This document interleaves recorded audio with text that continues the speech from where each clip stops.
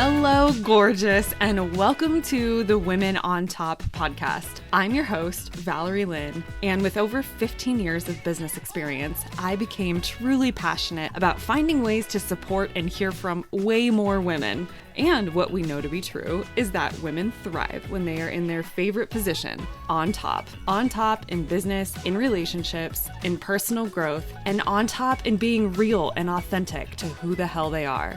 So I invite you to sit back and enjoy the Women on Top podcast.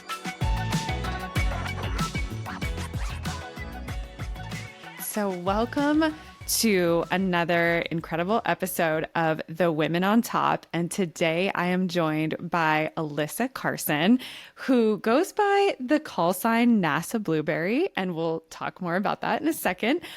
She is a space enthusiast, an astrobiologist PhD student, an author of So You Want to Be an Astronaut, and she's attended so many space camps around the world and really has become like the youngest graduate of the Advanced Space Academy, if I'm right. And she's also been seen on really large platforms like the Steve Harvey Show and Teen Vogue. So Alyssa really is on this lifelong mission to explore the cosmos. She's an ambassador for Mars exploration, and she's inspiring this next generation to just dream big and is promoting STEM and encouraging all of us to learn more about space exploration and what it means for our future on Earth. So my goodness, that's quite the intro. So Alyssa, welcome to the show. I'm just so glad that you're here. Thank you for joining. Thank you so much for having me on. Yeah, I would love to honestly just go right into this whole idea of I am the Mars generation. This is a quote that you have, I think, said, and something that you promote. And so can you talk about this and why you feel so confident that you are going to get to Mars, and what is this passion behind Mars exploration? Yeah, I think that when I was growing up, I really didn't know that much about space. And as I started to kind of get some more information about it, learn more, it almost, started to be this storytelling of the moon generation. Whenever the Apollo missions were going on, there was such an impact on everyone, whether you were interested in space or not. Everyone kind of had their eyes glued to the TV to see what was happening. Everyone was curious about people going to the moon. And so there's almost this obsession about space, and it was almost kind of interesting because where my age range fell with the space shuttle missions, obviously there was some excitement, but just not to the same level as going to the moon was, just because of how repetitive it was. I mean, in the end, we did have 135 space shuttle missions, so you can't be as excited for all of them, but it was just a very different era of space. And part of me always kind of wished I could have seen just everyone, any and everyone feeling that intense, excitement and thrill for wanting to be, seeing what was going on in the space industry. That's kind of where I was thinking, okay, the Mars generation, where we'll kind of see that happen again, where once we're at the point where people are being sent to Mars, we're kind of at that point in space travel. I think we'll have a very similar effect with, honestly, just everyone being proud of such a big accomplishment. And, whether you're interested in space or not, at the very least, you're going to be curious to see what happens. So I think that's kind of really where I was going with it, is just this level of interest in space. And I think it's coming back. And we had, I think, a little bit of a dip with some of the programs going on, which were really incredible science-wise and technology-wise. But in terms of the public eye, I think it'll come back with missions to Mars. And why is this you have such a passion for it? Why is this so important to you that we have this renewed interest in space exploration? Yeah, I think the space program is just ever evolving. I think it's always changing. And one thing that I felt like I learned pretty early, especially from the NASA point of view of things, was just that so much of space exploration is driven from public interest. And so typically, a lot of things wouldn't happen because the public wasn't interested in it. Even looking, again, at the moon missions, those kind of halted because people started to get to the point where they were like, oh, whatever, we've gone to the moon before. That's not new anymore. And so that really kind of slowed the progression of Apollo and, caused the shift towards maybe living longer in space. And, a lot of that is good, but it also can kind of change perspective on where we're going in space. Even from the science side, I mean, a lot of the science is driven just by science curiosity, just your average day scientist wanting to look into something. So they put proposals up to NASA. And so many of these interests that happen and are driven by NASA come from public interest. So I think that if the public is behind an idea or an interest, then really that's kind of the movement it goes with. And how confident are you on a scale of maybe 1 to 10 that you will get to Mars? It's really hard to judge. I mean, I think that for me, my interests have always just lied with wanting to contribute to the space industry in any capacity. As far as going all the way to Mars, I think that so much of that is just out of my control. I Totally. think that, I've always had a passion for space and a passion to want to contribute to the space industry, especially getting the opportunity to go there and go to space itself and do research from that perspective. But, I think I focus so much of my personal dreams and goals just on the parts that I can control. Can't make them choose me for a mission. So, Very true. Okay, well, we'll say you're cautiously optimistic on that yeah. then.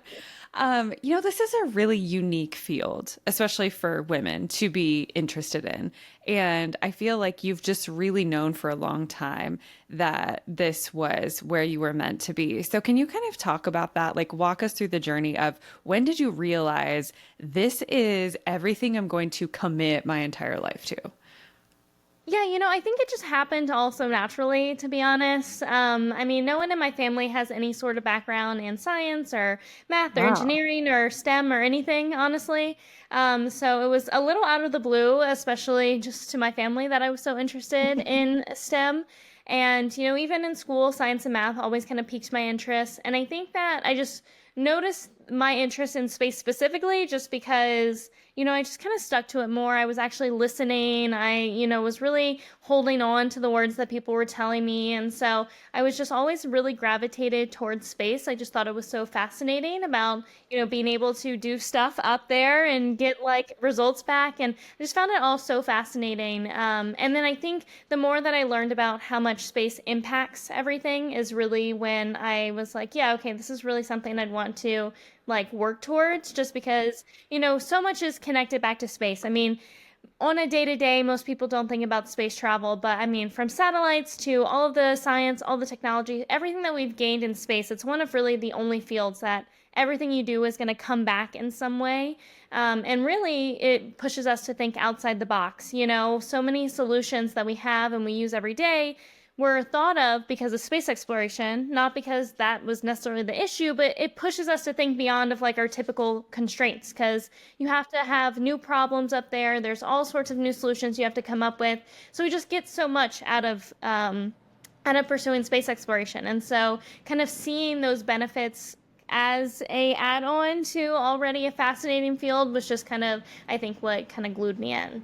Yeah, that's really good perspective. I have never thought of it that way of like, gosh, it really pushes our own limits in our mind. What has it done for you then in terms of that? Like, how has it expanded you in ways that you didn't expect? Yeah, I think I've really just gained like a wider perspective on like how like one research area can really be all encompassing. I think that especially now with being in such like a zoned in science field, I think a lot of times with scientists you get very wrapped up in your own research, which feels so specialized and so specific to like the tiniest little thing.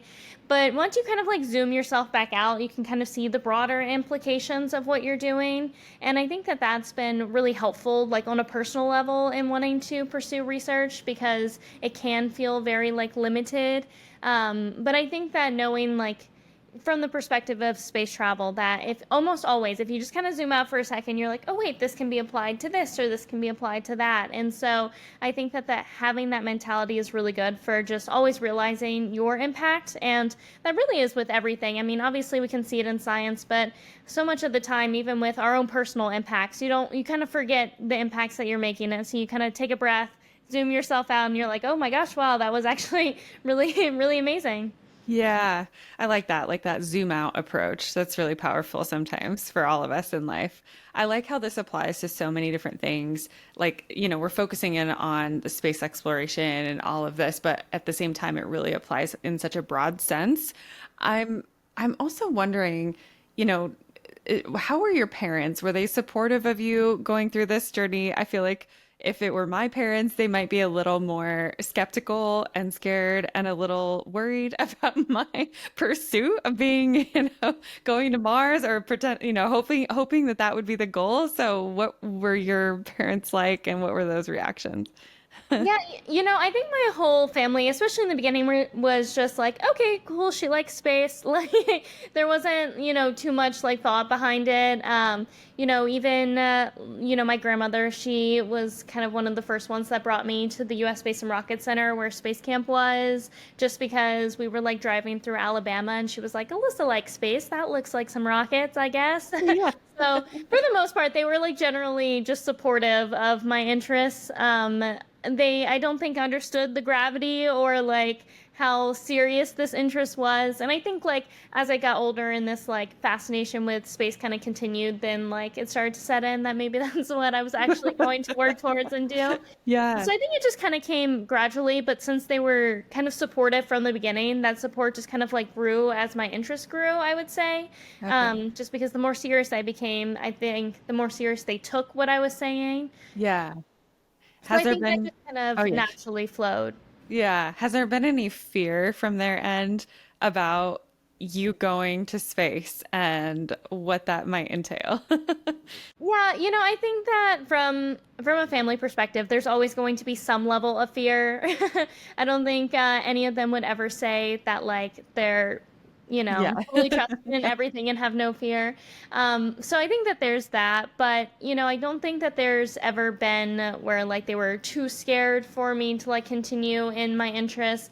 And then also at the same time, like for my own personal like knowledge of space, I was learning so much about things that kind of helped with any fears that I could have had. Where, I think the more I learned about space, the more I kind of learned about how much goes into it. I think from a public perspective, we kind of just see a rocket launch with people on it and we're Yeah. just hoping for the best. But, from the other side of it, I mean, this rocket has been being built for 10 years and it's been checked and double checked and triple checked and been tested and gone through however many test flights. And so I think kind of that backside of it and learning more about it, I felt so much more secure about the space industry just because there really is, and really so much advances from the early days in the space industry. I think a lot of times we get really caught up in early space just because there were so many trials and tribulations that kind of happened in everything, whereas modern space is much more casual, I would say. So I think that that has helped a lot. Modern space does not feel casual to me, but I like that you use that. Like, hey, you want to hang out? Let's go to Mars today.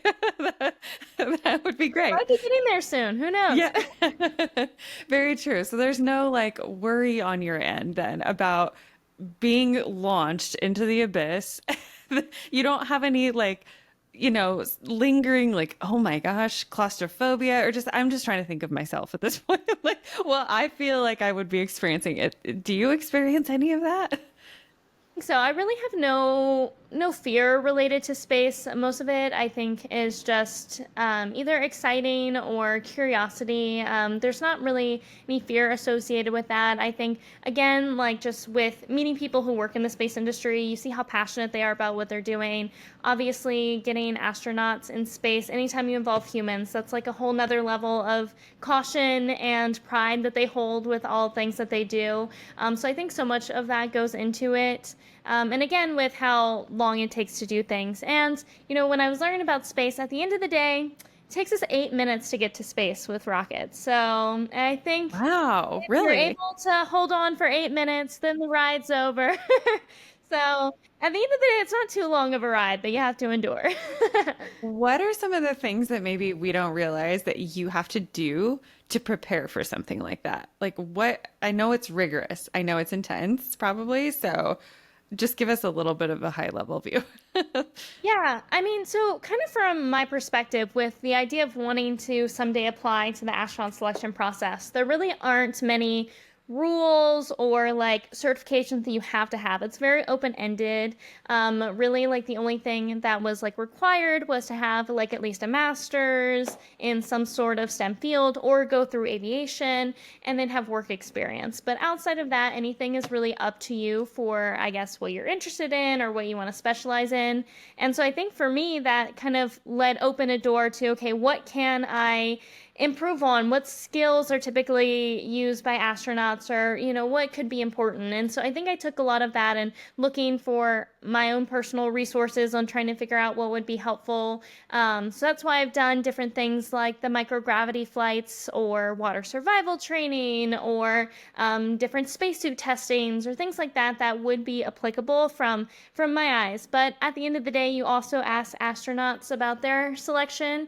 And, astronauts have said before that in their interviews, they were asked, do you know how to change a car tire? So sometimes it isn't always the things that Okay. that you think. Sometimes it can always be those Interesting. random skills, but it is always just kind of building a catalog of skills that you think would be helpful.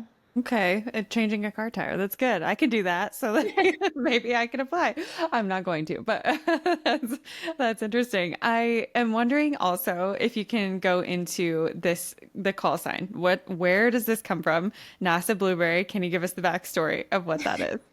Yeah, so for me, I started going to space camp when I was 7, and it was essentially like my Disney World, as my dad kind of describes it. I was just so excited to go and look at rockets and see things like that. And so I started going at 7, and when I went, of course, I wanted one of the blue astronaut suits that everyone was wearing. But I was actually too small at the time to fit in any of the ones that they had. So my dad ended up finding basically a knockoff one.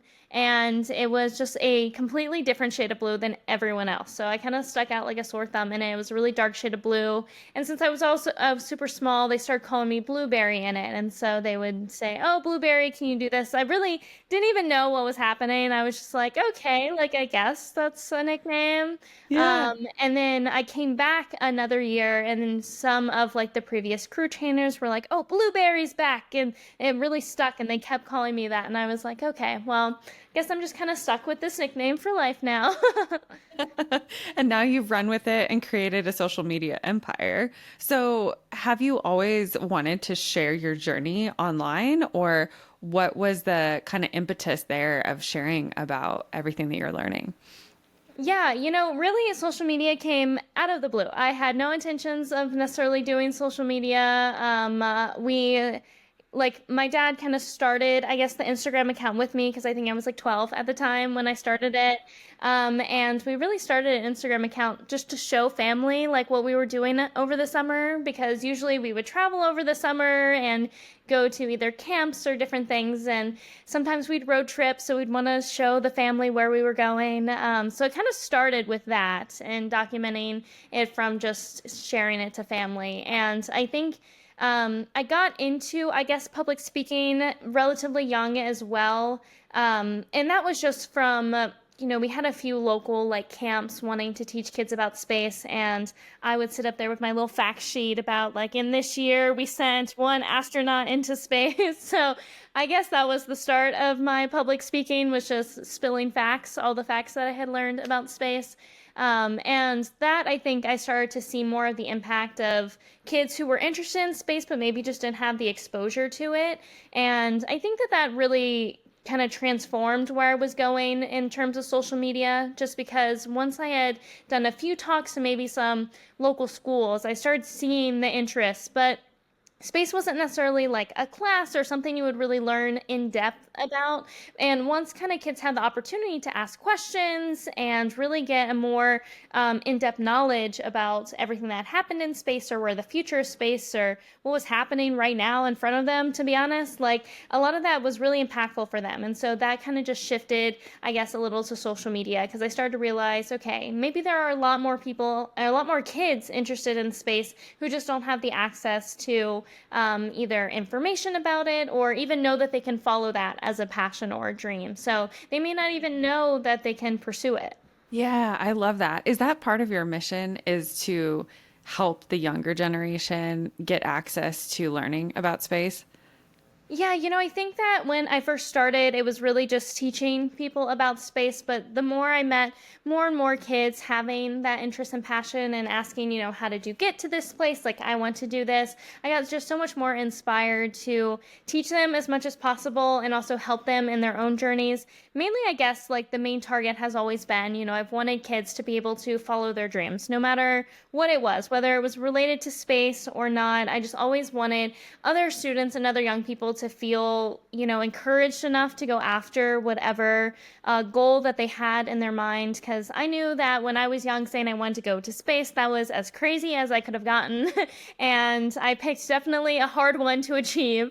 So I think that, I saw a lot of progress even in the small milestones. And so knowing that I was progressing towards something, I wanted other kids to be able to feel like, okay, it may sound crazy, but if you really want to do it, start working towards it. And so that's kind of where it all fell into, is wanting to just inspire them to go after their dreams. And if that was space related, I can maybe help out just a little bit more. But yeah, just really getting them interested towards following what they wanted to do.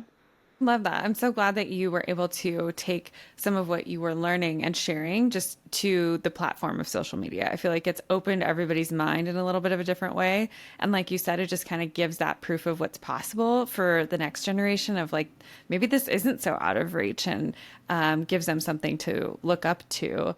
And it, in that same breath, it makes me wonder, who do you look up to in STEM? And I would love it if if you'd share about maybe a woman or a female that you look up to in STEM.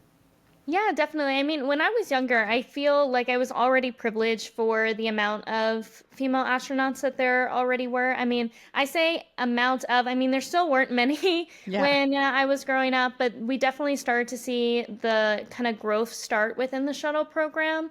Prior to the shuttle program, it was just so lacking, that I think that when I was younger, having some female astronauts to look up to, and I actually was going to these Sally Ride festivals, where like these local science festivals, and they had one in Louisiana, and they would always bring a female astronaut to speak, and that was like one of my like core memories, was going, and we would make like the solar system in a bracelet, and we would make slime, or like all these like fun science related activities.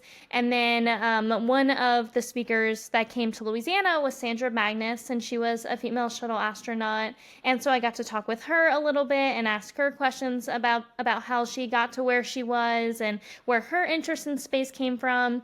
And so that was really cool, because she also got interested in space when she was really young. And so seeing someone start young or have the interest when they were younger, and then now be at the point of, she had gone to space multiple times. I think she was going once more after that, but just kind of seeing that was really inspiring to kind of continue on. And I think I've kind of looked for that, specifically in women, and finding women who have done really cool stuff in space. Obviously, we've continued to grow with the amount of female astronauts, and even as I've kind of shifted more towards the science area, I think even finding other women who are doing science has been really inspiring, and seeing other women in the lab settings, I think has just, in my own personal kind of area or at my own university, has just been really cool to see, because you can kind of see how much women are able to do and accomplish, and how there's kind of more women doing it than you think. It's just finding them in the beginning, I think.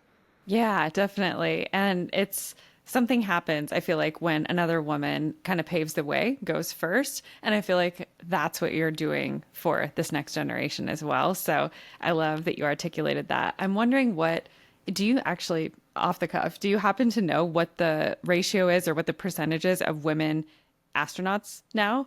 I don't know the full ratio.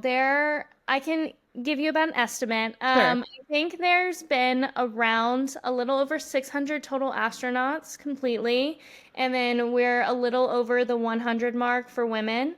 So we're Okay. like right at 100, maybe a little over, but like right at 100. So getting there. And that, of course, is now in with the inclusion of kind of more tourist space travel as well. So that has kind of added, I think, a lot to kind of the women going to space, having that opportunity as well for space travel. So I think it's around there with where we're at.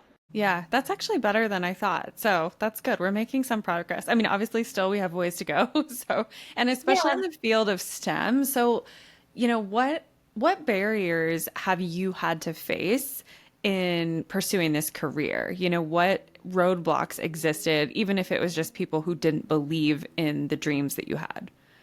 Yeah, I think for a while it was very challenging to have big goals and aspirations and then also want to be taken very seriously in them. So, since I got interested so young, I was, obviously to me it's like the biggest deal in the world and I wanted to be taken very seriously and be involved as early as possible. But a lot of times I can just be seen as another kid with a dream that's going to go away overnight or something like that. So, I think for a while I was like really pushing myself to be taken as more mature and more seriously in order to maybe possibly get opportunities or be working on something that was as relevant rather than just, a little project. And so I think I pushed for that a lot. And I think as well, I had, in a lot of the opportunities I was doing, there were a lot of women. But once I started college, I think is where I really started to see more gaps just because so much of what I was doing before was so concentrated on, kind of more available programs. And it was a lot of older women who had now come back to do space. And so once I was like in a college setting, it was very different because my field was so specific. And so it took me like over a year to find another girl in my same major. Gosh. And so, since we started out so broad, I was like, "Oh, are you doing this degree? No. Okay, are you doing this degree? No." um, and so I think I was slowly figuring out, okay, maybe there are like way less than I thought there was going to be. And so I think that was a little challenging, especially shifting to like a lab setting, because some of the time you are on a project with maybe only guys and kind of getting your portion spoken in there and your contributions as like equally shared. I was really always kind of pushing for those elements. Yeah, I love that you kept pushing forward regardless of the fact that you couldn't even find another female in the program. So, what can we be doing to make sure that we encourage other women to get more involved in STEM? What are some of those maybe barriers that women face, and what could we be doing to help with that? Yeah, I think that a lot of the times for girls, especially with STEM fields, I feel like it's less of them not feeling that they can get into them and more just maybe they don't know the opportunity is there. I find that kind of across the board in STEM fields. I think STEM careers can sound really cool or they can sound very intimidating, but a lot of the time they almost need to be broken down to a level that maybe a high schooler is able to really grasp at like what it means. So many people always joke and ask, like, what does an engineer actually do? Well, for a high schooler and who maybe is interested in engineering, they may have a really hard time really knowing if they're interested in pursuing engineering seriously if they can't get like a good grasp on like, okay, what does that mean? I think a lot of the time, even jobs like, saying you want to be an astronaut, at the end of the day, applying to the NASA astronaut selection process, you have to have a job before you can go to space, right? Astronauts are just taking the job that they already do on Earth, but now they're doing it in space. And so some of these things, the kids know the words, but maybe they don't actually understand what they mean. And so I think that that's been something huge that I've been trying to emphasize whenever I speak to kids is really teaching them about what these jobs actually are. And I think that for me, I knew I was interested in space, but there are so many careers involved in the space industry. And so having to break down what I actually wanted to do was much more challenging. And I think took a lot more time and energy going into just what do those jobs mean and what those options are. Yeah. Well, I feel like in any job, it's hard to know at that level, what do you want to do? And it makes such a difference, most especially with these careers in STEM that are even more ambiguous to help that awareness and the understanding. So I definitely see the value there. And you just mentioned that it's hard for you to articulate or something around what you want to be doing and the specificity around that. So what is that? What is the end goal for you? What do you want to be doing? Yeah, I feel like I figured it out much more now. I finally have it. It's starting to come together What? finally. What's the vision today? We'll say that. I know it's going to Yeah. probably, get more refined, but Yeah, it definitely takes time. I think growing up, I had space, and then as I got a little bit older, I eventually found the field of astrobiology, which I think struck a really important area for me and really helped me realize what I was kind of more interested in doing, which is more experimental work. So I always knew that I was more interested in like science rather than, I don't know, engineering or maybe being a pilot or some of those other like typical career paths. I always knew I was much more interested in like science experiments.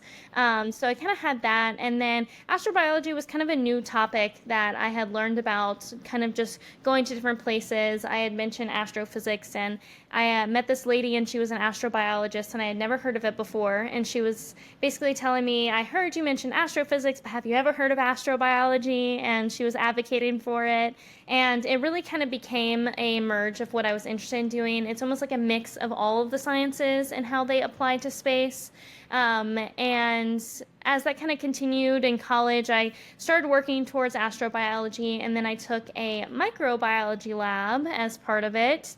And I really loved microbiology, and I found it really fascinating. And so then I kind of wanted to mix the two, which led me kind of more to what I'm doing now, which is looking for potential signs of past life or maybe even current life on Mars. And speaking of life, we're talking very small, not anything crazy like little green men, but basically we work with archaea, and archaea is a domain of life very similar. It's kind of in between us and bacteria.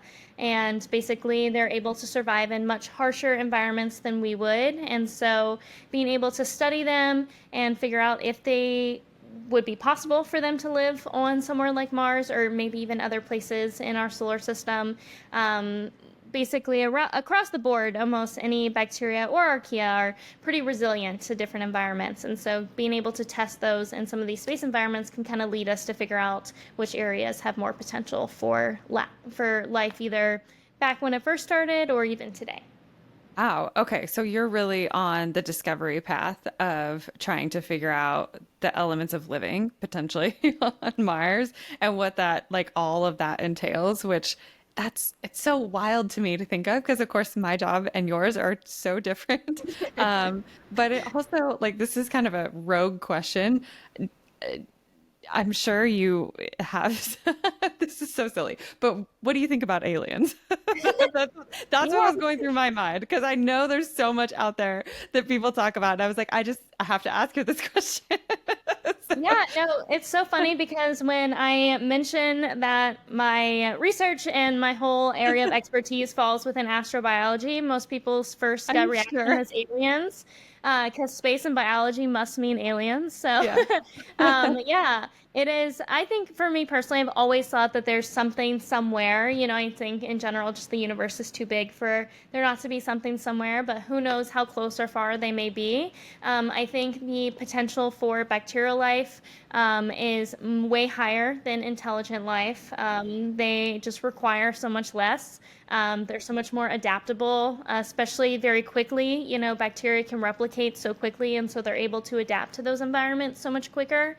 And so there, I think, is a lot more potential. And I think that with that element of life, I don't think people would quite maybe call them aliens Yeah. because maybe it's not quite as exciting as what we Right. see on sci-fi. But Sure. I think that with that element of alien, I think our solar system starts to offer much more potential. There are, a few places in our solar system that I think has some potential. Mars, as it stands today, I think offers more potential, maybe what it used to be. There are a lot of theories that Mars used to be a little bit more similar to Earth, especially water-wise. We think there used to be a lot more water on Mars. But even today, I mean, there's some places like Saturn's moon Titan offers some interesting elements. There's also Curiosity in Enceladus or Europa, which have subsurface oceans, we think. And so any sort of bacterial life could potentially be living in that. So there's a lot of Yeah. opportunity for these types of life to survive. And I think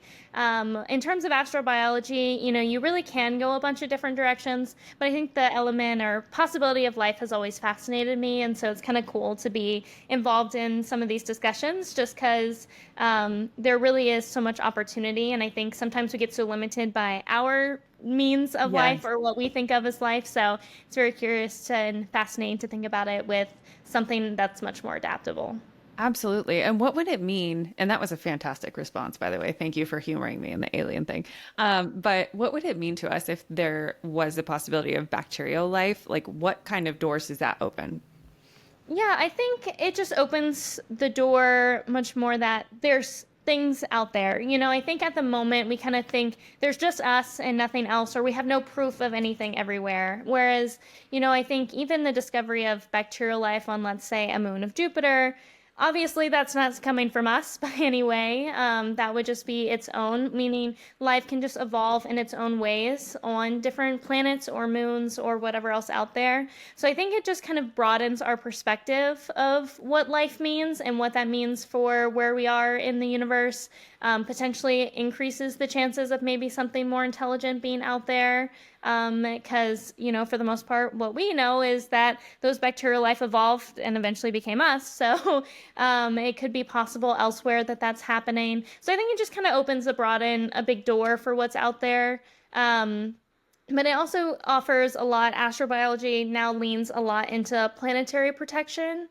And that is just basically meaning how do we continue to, let's say, go to the moon, maybe even go to Mars, but also not bring all of our bacteria to those places to where we would now get confused with, our bacteria being there versus bacteria that may have just been there by itself. So there's a big distinction between trying to keep kind of the bacteria separate in everything, just to Oh, make sure that great. if there is a discovery like that, we want to ensure that it's of its own making and not just we brought it there and now we brought Yeah, bacteria somewhere. right. There's so much to think about. I mean, this just opens up new realms in my mind, and I can't even begin to imagine your world and everything that is involved. Have you, you're a really big voice again, like on social media, and you share a lot about space. Have you ever gotten some negative feedback? Have you gotten, sometimes those comments are not very kind. And how have you handled that going along this journey? Yeah, I think that there are plenty of people who think space exploration is completely irrelevant or that maybe it's a waste of money to go to space or maybe some of the science that goes on in space is a waste. So I think there's always going to be that perspective. I think that space is very out there and obviously a lot of people aren't necessarily going to think of it as a priority on like at first glance. And I think that that's totally understandable. I mean, sometimes when we look at things like bringing samples back from an asteroid that can like feel so silly in the grand scheme of things, especially before you kind of break down what that could mean or what we could gain and learn about Earth from it all. I think that a lot of the times we see things going out to space, but then the public doesn't necessarily see it coming back or the impact coming back. And I think that's kind of where it gets lost in translation. Um, but I think in general that there's always going to be someone who's not going to be for it, and I think that's okay. I think that if there's one thing that I've learned from my interest in space is that we all have our own interests, and I think that that kind of is really important for everything that we do. Not everyone can like one thing, and that's okay. And I think that the people that do are passionate about whatever those topics are, and that's kind of how we keep progressing in so many different avenues. If we were all just fascinated with space, we wouldn't be progressing in other ways. And so I think that those differences are important to continue. But, obviously I will always advocate for space travel being important. But yeah, I also take that with I know that everyone else won't. Yeah, I think that's really powerful what you just shared about everyone has their own interests and that that's really important that we just own that kind of like accept that we have these things that maybe we kind of nerd out about, right? That just fascinate us for some reason and that's good. That's what makes the world go around. Was there ever a time that you felt like you were ready to throw in the towel? And what was it that got you out of that moment? Yeah, I think that I've never had like a full give up on space as a whole, if that makes sense. I think that kind of in the progression of figuring out what exactly within the space industry I wanted to do, there were a lot of challenges. Even when I started college, I was like, okay, this seems very challenging, or, am I cut out for this? Or even, as down to like research topics. I mean, there are some that I've been questioning, am I capable of, putting this time and energy and, going into this with full force? So I think there's been a lot of questions along those lines of exactly what I want to do, which I think so much just comes with figuring myself out. I think that it's very it seems so put together to like know what you want to do, but there's so many layers to it. And so I think that as I've kind of gotten older and gotten more invested in different areas, I've been learning more about what I'm personally interested in, and so that's kind of helped narrow things down. But there's been a lot of second guessing with the different choices that I've made, and just making sure that I'm kind of going about it the right way. But I think getting through them is always just checking with myself that I'm still interested or I'm still passionate. I think that's what I've kind of always gone back to, because like my interest in space started from just a passion about space, and especially shifting into like a PhD in something. I was kind of, the best advice I was given was just to make sure you're doing something that you enjoy, because it's so self-motivated, it's so, self-working. And so if you aren't interested in the topic, you just aren't going to do it. And so I think that I've always kind of gone back to, okay, do I like this? Like checking in with myself, like I'm not doing this for anyone else, do I like it? And so I think that that's kind of helped answer some of those questions when I'm like second guessing on Mhm. whether or not I'm continuing on the right path. Yeah, I really like that. And I'm glad that you shared that you've had some moments, because I think it's very easy to see someone like you and to put you on a pedestal.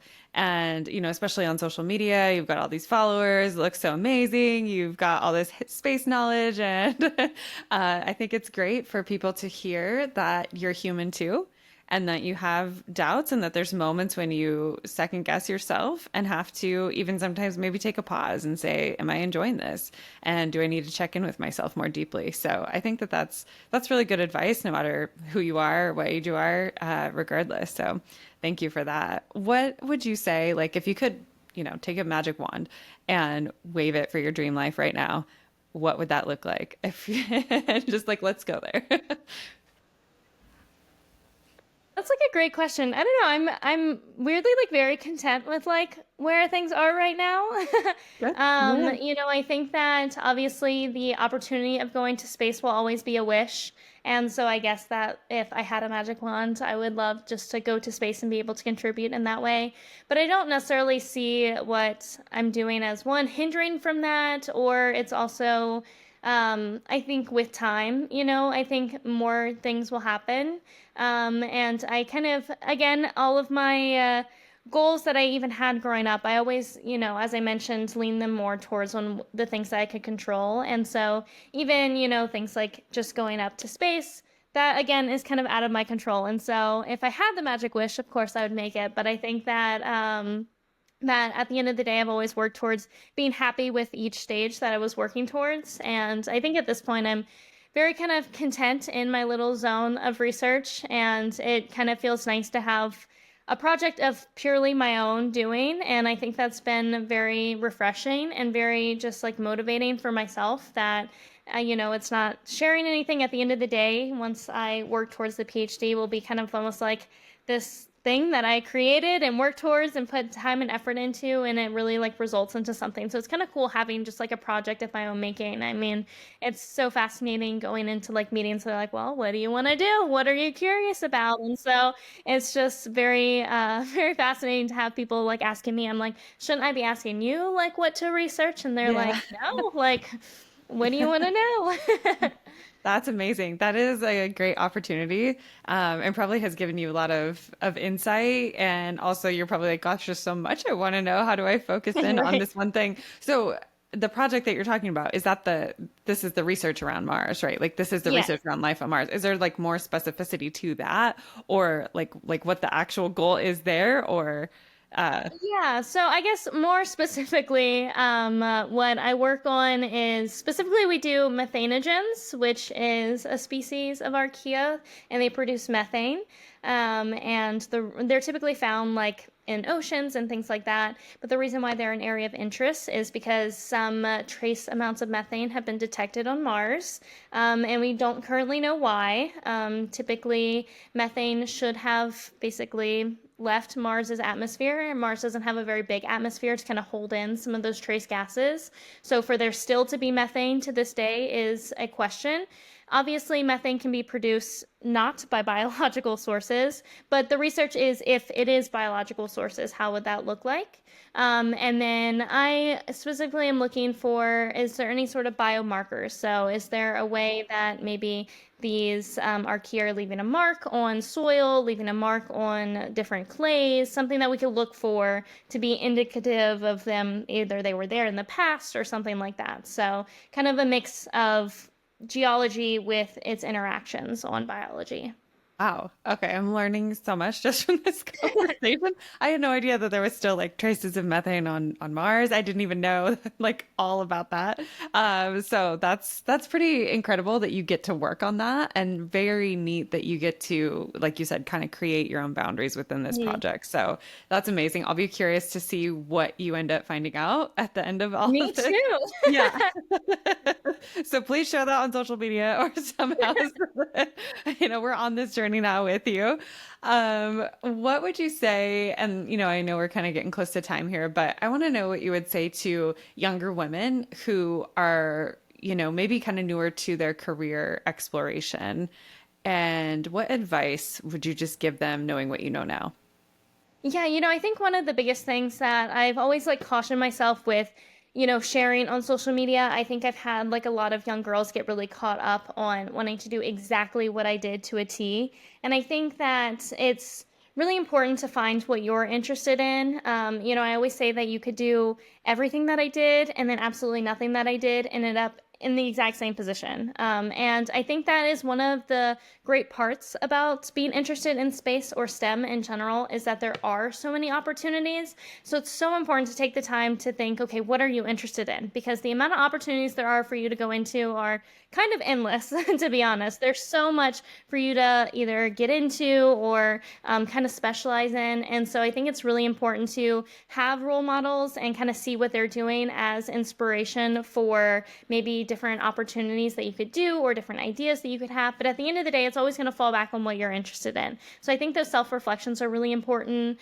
I also think it's really important to talk about your dreams and share your goals. You never really know where opportunities are going to come from. And so being outspoken is really important, especially being a woman and going into these types of fields. It's really important to share what you're interested in.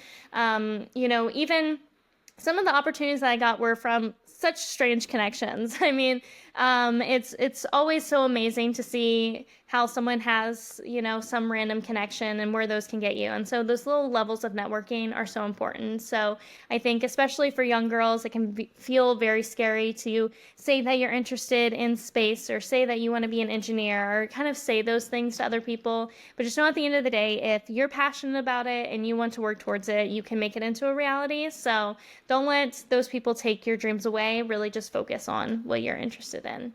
I really like that. That's really good. And I'm thinking about this just for myself, even.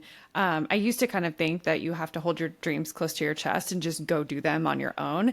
And the older that I've gotten, and just with whatever experience, it's become more aware that you want to share them for that reason exactly. And that you end up with this tribe of people around you who are supporting you and cheering you on. And even that is applying like in my own work life where I'm passionate about something that I'm trying to pitch, like a project, and just sharing that, I've been able to get new ideas and people who are contributing to it. And so I think that advice just applies across the board. And I love that. So thank you so much for sharing that. This has been such a good conversation. I'm so glad that we've had the time to talk, and you're just so dynamic, and your passion like really like shines through. It's so palpable, and I love that because you're making me interested in space and something that I am honestly like it's Nothing that I really had a ton of interest in. I remember doing some reports back in school, but that's about it. So I really appreciate that. And I'm glad that you're sharing it in that way. I have a tradition on this podcast at the very end where I ask the guests that I am interviewing to leave like a quote or a reflection or something for the next guest, not knowing who it is. And so what I'd like to do is share the quote that was left for you or the reflection that was left for you, and then give you the opportunity to do the same. And so this is interesting. My last guest, she kind of hesitated when she said this, but she's like, I'm just going to say this anyway, and hopefully it resonates with the right person. But she's like, I don't know why this randomly came up for me, but that thing that you're not saying to that person, it is time to say it to that person. And I thought that was really powerful. I needed to hear that. And so I'll leave that with you. And what might be coming up for you that you would want to leave for the next guest? I think that I would share whatever idea that's been brewing in your head. Now is the time to share it and start getting some support behind it. I think that we always have those ideas, I always say whether they're as big as dreams and goals to as small as new project ideas or even things kind of on a smaller level, we kind of always have some of those brewing. And so I think that it's always important to kind of jump on any of the small ones. Yeah, I really love that. Thank you for that message. And just thank you so much for your time. This was such an energizing conversation. I know how valuable your time is doing your PhD program and everything that you have going on. So it's really special that you spent some time with me today, and just really appreciate your voice in this industry too. So thank you. Yeah, thank you so much for having me. I was happy to be here. Thank you for tuning into the show today. And before you go, I just have one quick favor to ask of you. There is a really simple way that you can help support me and help support this show, and that is to hit that follow button on whatever app you're listening to the show on. I'm trying really hard to level up the content and deliver unique value and amazing guests, and just hitting that follow button is the magic that will help continue to empower that. And remember that the world deserves to hear your voice and your stories, and you deserve a place at the top.